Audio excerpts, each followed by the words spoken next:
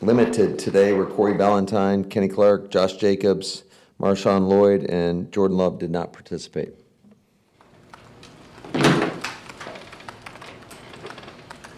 What are the psychological challenges of playing a couple games without your starting quarterback?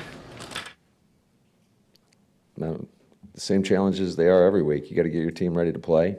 I mean, the circumstances does not dictate how we go about and how we approach a game ever. So never has, never will. So it's just you think about how do we put our players in the best position possible, no matter who's out there. That's the mentality. I mean, that's the only way I go about it.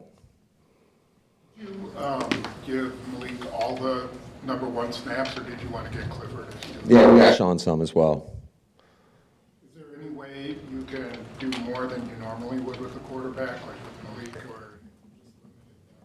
No, I think, I mean, certainly there's things you can do post-practice and pre-practice, but it's just, it's hard to do that with the whole team, and there's a cost for that, and you still got to get everybody else the number of reps, and you don't want to overload them. You want these guys fresh, ready to roll for Sunday. Matt, how much time will you and Steno or the play calling team spend with Malik this week leading up, and is that critical to getting a feel for what he can do and what he wants and what he likes? Yeah, I think, relative to how we do it every week, I mean, there might be some more, if he feels like he needs it, he's got to communicate to us and let us know where he's at, and certainly we'll go through it and comb it at the end of the week and probably X out some things if he's not very comfortable with it and star the things that he really likes and that he has more comfortability with. And it's not like we're dealing with a rookie here that has no background. He's a lot of these offenses do similar things. It's just how do you do them, when do you do them, who are you putting where. So we take that all into account. Is the workload with him roughly then the same as you would do on a regular week with Jordan? And is that because you don't want to overload him? I know he's not a rookie, but he has only been here for less than 3 weeks, so he hasn't been with you that long. Feels like a lot longer than that. So is it the same workload as you would with Jordan, or is it a little bit more, or how do you approach it? You're talking about reps? With Malik, like extra time? Yeah, I mean, he's working post-practice right now, just getting some extra stuff in. And but I think it's a similar process. Everybody's going to have their own process, every quarterback, every player, to get, I mean, every coach, quite frankly. Some guys spend more time here than others, and trying to get what they need to get done in order to help prepare their players to the best of their ability. I've been around a lot of different play callers. Everybody handles it a little bit differently, and you got to go through your process. And like I said before, it's not like we're dealing with a guy that doesn't have a process. He's got a process. I thought, he did a great job in his 3 weeks, which feels like 3 months that he's been here, just kind of going through it, being dialed in, knowing the details of why we're trying to get things called, showing him the necessary clips to get him prepared, to get him confident. And now it's about going out there and doing. And like I said, the things he might not be more comfortable with, we might, take out. But you got to go through the process, and you got to kind of get a feel for it and just communicate. With your process in a situation like this, is your approach more, do you take the guy under your arm and say, okay, let's breathe here and slow it down, or do you just kind of give him space and let him work things out on his own? How do you balance that? That's a great question. I think it's a lot of feel, and certainly we're still getting to know each other, but I think the communication between all of us has been fantastic, and I'm confident that he'll tell me if he's uncomfortable with something. How have you seen him handle it so far? He's been awesome. He's been great. I mean, at the end of the day, it's football. It's something that these guys have been doing for a good majority of their life, and I think that's the approach you got to take. You pour everything you got into it from Monday through Saturday, and then you got to go play and trust the training, trust the preparation. You got to go play on Sunday. Along the lines of what Rob was asking, if it was Jordan starting, you would know what he would like. You'd have a pretty good foundation of kind of a starting point, wouldn't you? So how difficult is it for you guys to maybe not know so much what Malik likes?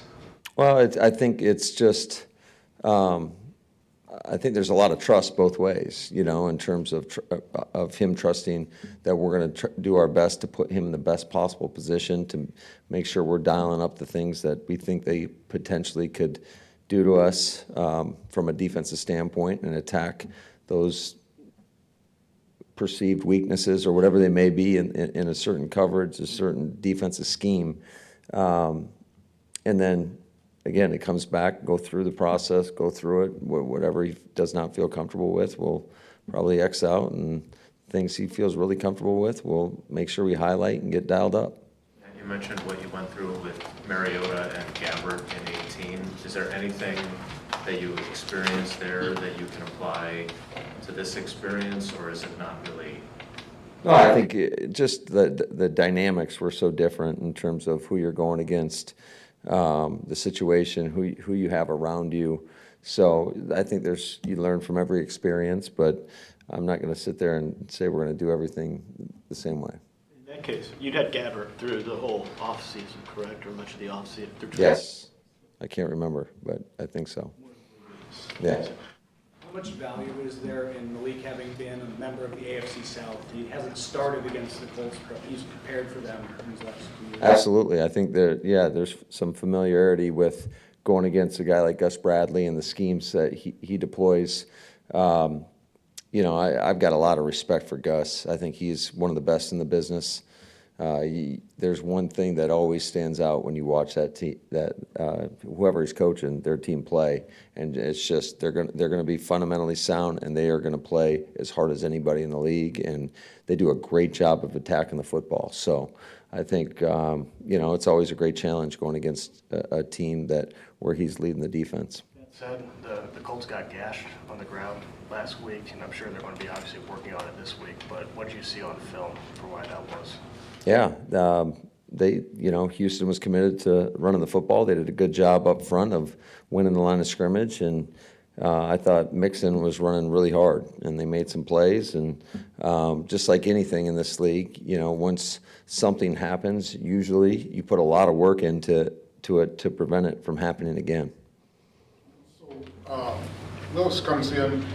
He hasn't had your whole training camp and off season where you work on fundamentals and the footwork that goes with your timing and things. Do you try to just not? Is it too late to change things? Would that just screw him up if you work too much on his footwork and things like that? Well, I do think, and you guys have heard me say it a million times, the foundation of good quarterback play starts with your fundamentals. It starts with your footwork, and that's something we've been hitting hard since the day he got here, just training him the way we want him to take certain drops, and he's bought into it and he's attacked it, and so I think he's been doing a pretty good job with it. Is it kind of different than what he was doing? I think everyone's a little bit different in regards to what you stress, and but yeah, I can't really tell you. I just that'd be a better question probably for him. You left the door open for Jordan on Monday. Is that door any more or less open here today? I'd say it's pretty open. Is he progressing well? He's doing a nice job. He's spending a lot of time in the training room. Our guys have done a great job with him, Flea and Nate, and all our athletic trainers, our strength staff, and but at the same time, like I told you guys, he's got to be cleared. We got to feel like he can protect himself, and he's got to be confident enough to go out there and do that. Until that happens, then we're not even going to think about that. In that equation, does he need to practice? He's still a young player, and obviously your quarterback. Does he need to practice to play on a game? I'd say no. Matt, what are you, on the other side of the football, what are you emphasizing with your defense this week? What do you want to see? Where do you want to see the most improvement from game one? Yeah, I think that's something we hit with our team, is just a lot of teams, you're going to make your biggest jump from week 1 to week 2, and there's certainly a lot of areas that we can improve upon in terms of just making sure our communication's on point, making sure that we track and tackle the right way. We had some situations where we missed some tackles, and it was because we took bad angles to the football, and when you do that, I mean, we had a couple situations where we were able to put them in either second and third and long, and those are tough usually to overcome. And unfortunately, a couple of those, they were able to get out and get some big gains out of. And there's a couple others where on third down, we take a poor angle and they're picking up a first down. So I think there's a lot to be, a lot of improvement in that area, just the tracking, and then the tackling and getting guys on the ground. What do you think? Go ahead. What kind of test is this for your run defense? How does it compare to the one you just faced in Brazil? Yeah, I think it's going to be a great challenge. I think you look at Jonathan Taylor, you know, and certainly their ability to run the quarterback is very similar in a lot of ways in terms to what Philly was able to do. And they're an explosive offense. You saw it last week. My man Richardson threw the ball at 60 some odd yards in the air, 66. So I think that, you know, this is a very explosive offense.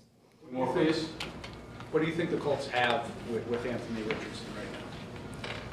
I think he's a big, strong, athletic quarterback that can beat you with his arm and with his legs. And I think, you know, they've got good wide receivers. They've got the back. They've got a tight end. I think up front they did a really nice job against I think a pretty good Houston defense. So, like I said, it's going to be a great challenge. How do you draw the line between wanting to rush a quarterback like that and get pressure on him so that he's not just sitting back there, but obviously being smart too?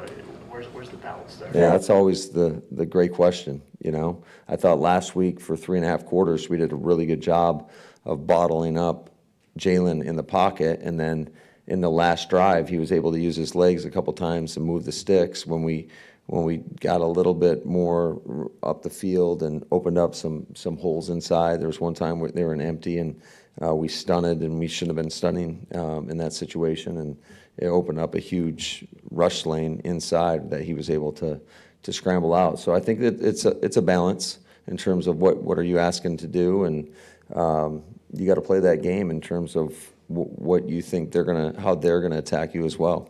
Legs the priority for a quarterback that is dual threat like that? Because for 3.5 quarters, Jalen didn't get much going on the ground, but he still had time in the pocket, was able to hit big plays in the air. Is that okay so long as you're taking away the legs? It just depends on the complexion of the game. You know, I'd say it's all different. It's a challenge, right? It's a great challenge when you're playing a quarterback as athletic as Richardson is.